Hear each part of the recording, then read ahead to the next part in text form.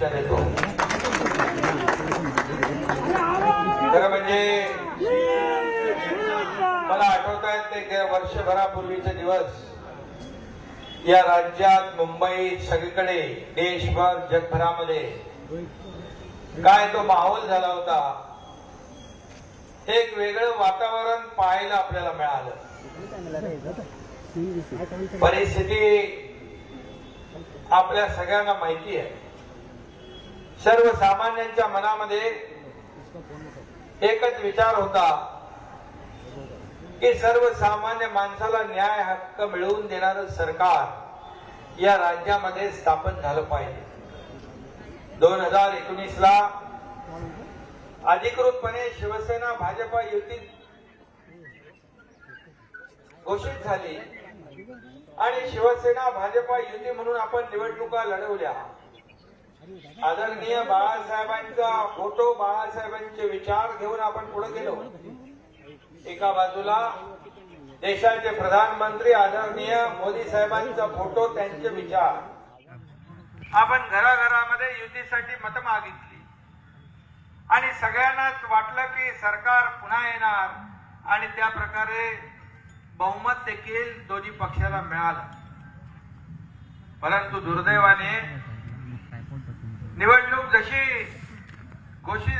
निकाल घोषित झाले त्याचबरोबर तात्काळ काही खुलासे बाहेर येऊ लागले. मीडियामध्ये काही भाष्य होऊ लागले, स्टेटमेंट होऊ लागली आणि ज्यांच्या मनामध्ये काळं बेरं होतं, पाप होतं, त्यांनी सांगितलं आम्हालाही सगळे दरवाजे उघडे आहेत. निवडणुका लढवल्या शिवसेना भाजप युती म्हणून आणि सरकार शिवसेना भाजप युती म्हणून स्थापन व्हावं असं सर्वसामान्य माणसांच्या मनात होतं. दुर्दैवाने जे लोकांना नको होतं ते झालं आणि महाविकास आघाडी स्थापन झाली. आपण पाहिलं कोविड होता, परंतु सगळ्या कोविडच्या नावाखाली सगळ्या योजना देवेंद्र फडणवीसांच्या काळातल्या बंद केल्या. सगळे प्रकल्प बंद केले. तत्कालीन मुख्यमंत्री देवेंद्रजींच्या मंत्रिमंडळात मी देखील होतो आणि मग हे सगळं केल्यानंतर या सगळ्या लोकांचं जगणं असह्य झालं. सर्वसामान्य माणसाचा श्वास गुदमरू लागला आणि आपले शिवसेनेचे आमदार आणि त्यांच्या भावना, त्यांच्या मतदारसंघातले विषय, हे सगळं अडचणीचा विषय पाहिल्यानंतर खरं म्हणजे शिवसेनेचं अस्तित्व धोक्यात आलं होतं.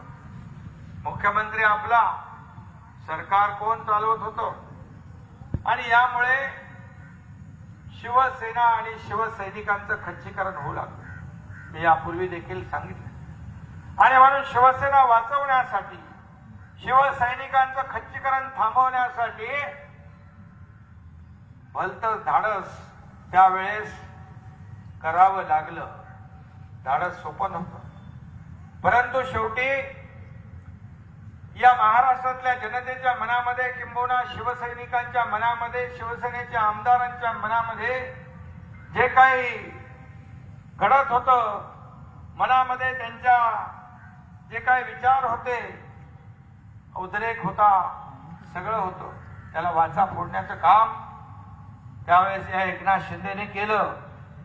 या राज्यातल्या जनतेने, देशाने, जगाने पाहिलेला आणि म्हणून सरकार स्थापन झालं. सर्वसामान्य माणसाच्या चेहऱ्यावर आनंद दिसू लागला आणि तात्काळ आपण निर्णय घेऊ लागले. एक से एक सगळे मोठे निर्णय आपण घेतले गेले वर्षभर. मी त्या निर्णयाची वाच्यता करू इच्छित नाही. शेतकरी, कष्टकरी, कामगार, दीन, दलित, दुबळे, शोषित, वंचित, महिला भगिनी, माता भगिनी, विद्यार्थी, तरुण, ज्येष्ठ सर्व समाज घटकांना न्याय देण्याचं काम या 12 महिन्यामध्ये आपल्या सरकारने यशस्वीपणे केलं. हे छाती ठोकपणे मी या ठिकाणी सांगतो. मी आणि देवेंद्रजी दोघंच होतो पहिल्या सुरुवातीच्या मंत्रिमंडळामध्ये शपथ घेतल्यानंतर, पण पहिल्या दिवसापासून कॅबिनेटचे निर्णय जर आपण पाहिले तर सगळे निर्णय लोकहिताचे. एकही निर्णय असा आम्हाला कोणी शकत नाही का वैयक्तिक लाभाचा निर्णय तुम्ही घेतला.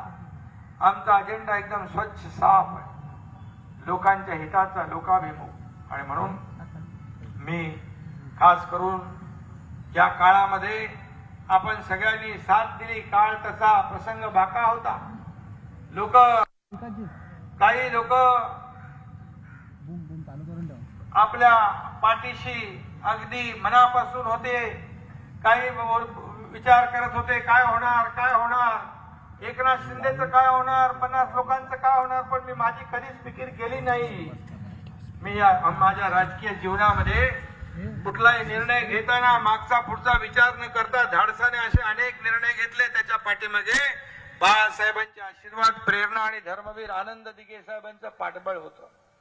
आणि म्हणून मी त्या काळात तुम्हाला माहित आहे की कुणाला वाटलं नव्हतं, मलाही वाटलं नव्हतं या राज्याचा मुख्यमंत्री म्हणून मला जबाबदारी पार पाडावी लागेल. परंतु बाळासाहेबांचे विचार पुढे घेऊन गेल्यानंतर, एवढं मोठं धाडस केल्यानंतर या देशाचे प्रधानमंत्री मोदी साहेब आणि गृहमंत्री अमित शाह साहेबांनी मला मुख्यमंत्री पदाची जबाबदारी दिली. त्यांचा मी आभारी आहे. त्यांना मी मनापासून धन्यवाद देतो. भारतीय जनता पक्षाचे अध्यक्ष नड्डाजी, त्यांचे अख्खा पक्ष, या सगळ्यांनी सहकार्य केलं. खास करून मी उपमुख्यमंत्री देवेंद्र फडणवीस साहेबांचं अभिनंदन करीन. त्यांना मनापासून धन्यवाद देईन की एकनाथ शिंदेने जे धाडस केलं त्या धाडसाच्या पाठीमागे खांद्याला खांदा लावून देवेंद्र फडणवीस आणि त्यांची टीम उभी राहिली आणि हा कार्यक्रम आपला यशस्वी झाला.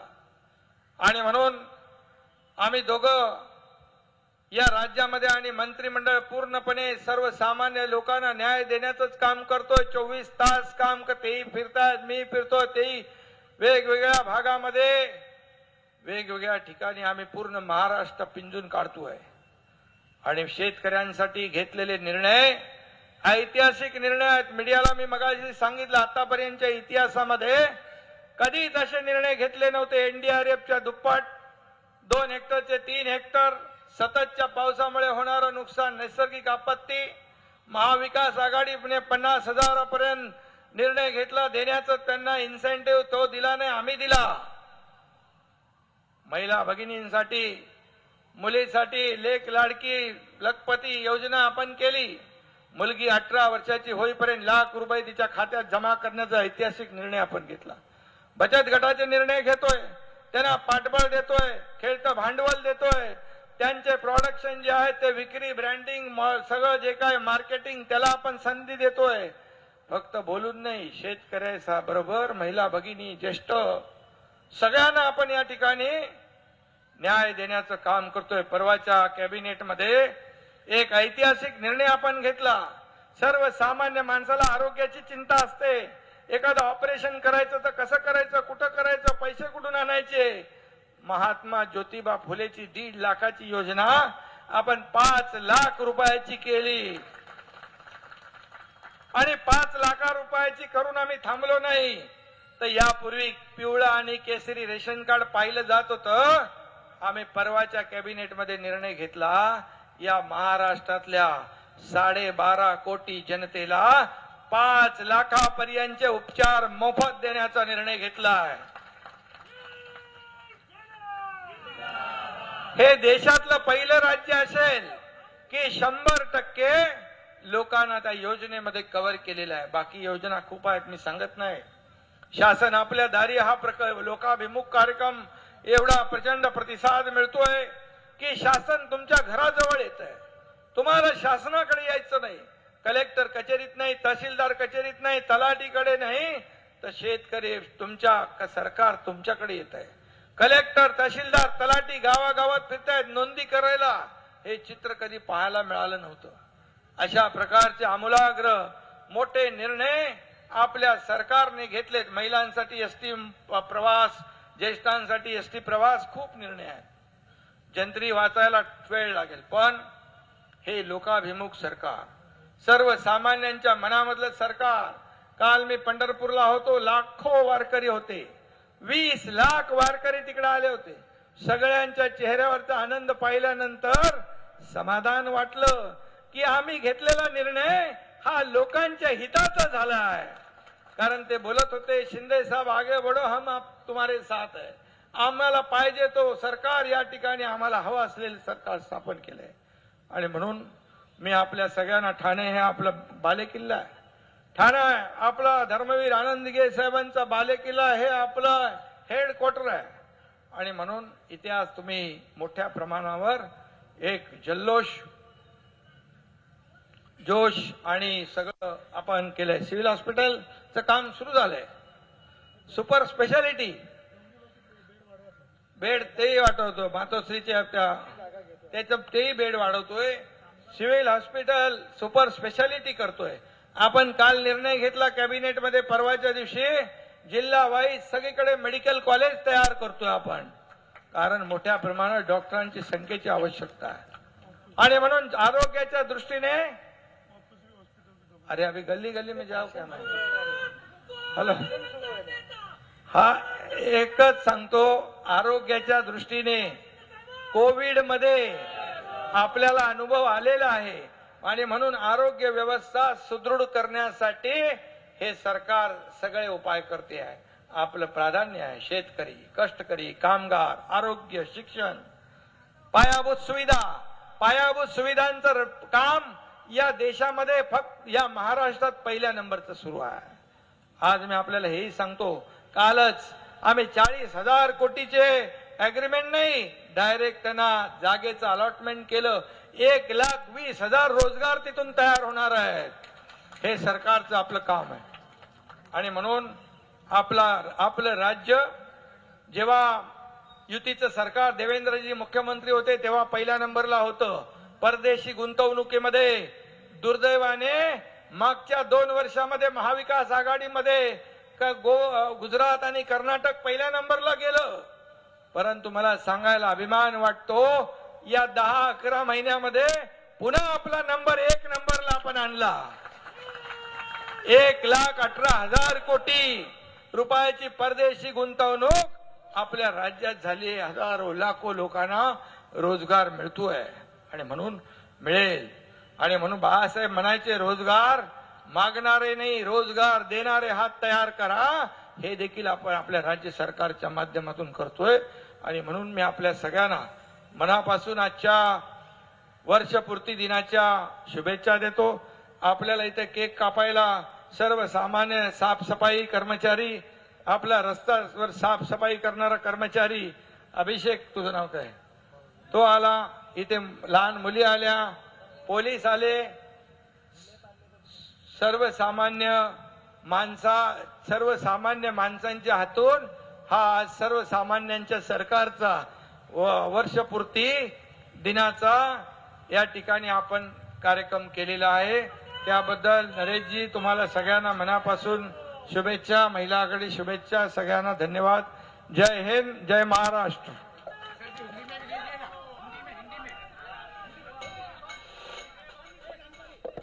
ठाण्यातून मुख्यमंत्री एकनाथ शिंदे हे संवाद साधत होते. सर्वसामान्यांच्या मनातलं हे सरकार आता राज्यात आलेलं आहे. जो संघर्ष वर्षभरापूर्वी सुरू केलेला होता, सरकार सातत्यानं सर्वसामान्यांसाठी संघर्ष करतंय. गेल्या वर्षभरात अनेक धडाकेबाज निर्णय या सरकारनं घेतलेत. लोकहिताची अनेक कामं केलेली आहेत आणि सर्वसामान्य लोकांपर्यंत हे सरकार आता पोहोचतंय. शासन आपल्या दारी या उपक्रमाच्या अनुषंगानं सगळ्या लोकोपयोगी योजना आणि उपक्रम सरकारचे जे आहेत ते लोकांपर्यंत पोहोचवण्याचा प्रयत्न हे सरकार करतंय, असं मुख्यमंत्री एकनाथ शिंदेंनी सांगितलं. सर्वसामान्यांचं, कष्टकऱ्यांचं आणि शेतकऱ्यांचं हे सरकार आहे आणि या सर्वांना न्याय हे सरकार देणार आहे, असं मुख्यमंत्री एकनाथ शिंदे यांनी म्हटलंय. भला मोठा हा केक वर्षपूर्तीच्या निमित्तानं कापला जातोय. आपण त्याचीच ही दृश्य सध्या पाहतो आहोत आपल्या स्क्रीनवर.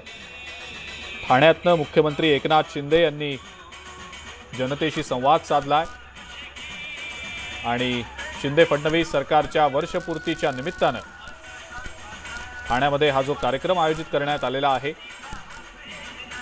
यावेळेला मुख्यमंत्र्यांनी जनतेला संबोधित केलेला आहे.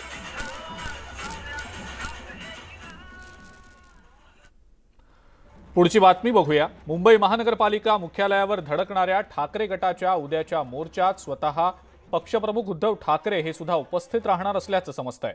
आदित्य ठाकरे यांच्या नेतृत्वात उद्या मुंबई महापालिका प्रशासनाच्या कारभारातल्या भ्रष्टाचाराच्या विरोधात हा मोर्चा काढला जाणार आहे। उद्धव ठाकरे या मोर्चात शिवसैनिकांना संबोधित करणार असल्याचं समजतंय। मुंबई पालिकेच्या मुख्यालयासमोर स्टेज उभारण्यात येणार असून त्या ठिकाणी ठाकरे गटाच्या महत्त्वाच्या नेत्यांची भाषणं होणार आहेत। उद्याच्या मोर्चासाठी मोठा पोलीस बंदोबस्त तैनात केला जाणार आहे। मोर्चाच्या पार्श्वभूमीवर शहरातल्या नाक्यावर मोठा बंदोबस्त असेल। शिवसेनेच्या प्रत्येक शाखेबाहेर सुद्धा पोलीस फौजफाटा असणार आहे।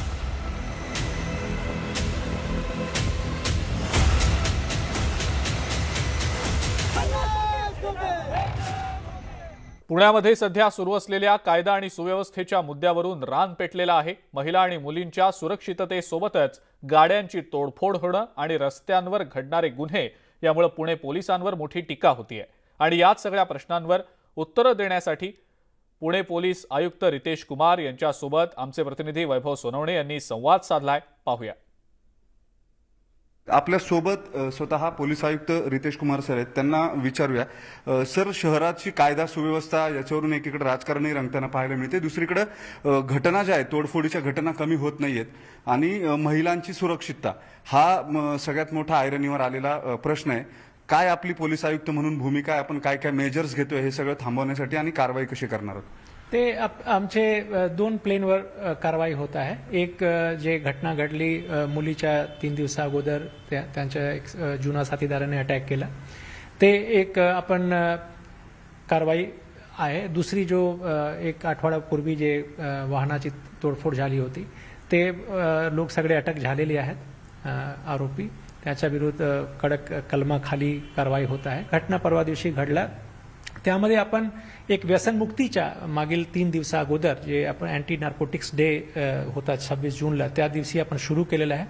पूर्ण शहरामध्ये, मोठा शहर आहे पुणे, 10 लाख लोकांवर आपण पुढच्या 2 महिन्याच्या आपण एक समुपदेशनच्या कम्युनिटी आउटरीचचा प्रोग्राम सुरू केलेला आहे। स्ट्रीट पोलिसिंगच्या बाबतीमध्ये किंवा बॉडी ऑफेन्सेस जे सहज रस्त्यावरती घडतात त्याच्या बाबतीमध्ये आपण काय स्टर्न ऍक्शन घेणार आहोत किंवा रस्त्यावरती पोलीस दिसले पाहिजेत चौकामध्ये, यासाठी आपण काय करतो आहोत? ते आपण 5 महिन्यापूर्वी एक स्ट्रीट पोलिसिंगसाठी आपण पायी पेट्रोलिंग सुरू केला होता, ज्यामध्ये डीसीपी रँक पर्यंत लोक पायी पेट्रोलिंग करतात 3 तास दररोज संध्याकाळी 6 ते 9 पर्यंत।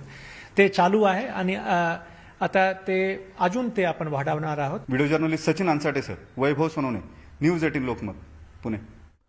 महाराष्ट्र अनलिमिटेडमध्ये आता वेळ झाली एका ब्रेकची। बघत रहा न्यूज 18 लोकमत।